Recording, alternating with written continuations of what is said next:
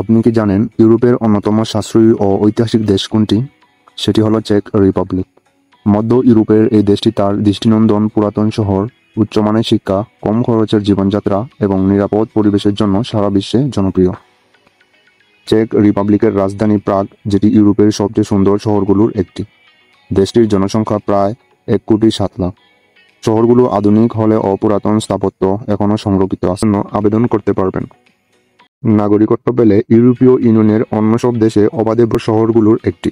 পর্যটকদের কাছে এটি খুবই জনপ্রিয়। জীবনযাত্রার খরচ ইউরোপের অন্যান্য দেশের তুলনায় অনেকটাই সাশ্রয়ী। মাসে ভাড়া, খাবার, পরিবহন খরচ মিলে 400 থেকে 600 ইউরোতে একজন সহজেই থাকতে পারেন। গণপরিবহন আধুনিক, নিরাপদ এবং সস্তা। মানুষ ভদ্র, অতিথিপরায়ণ এবং বিদেশি কর্মীদের গ্রহণযোগ্যতা অনেক ভালো।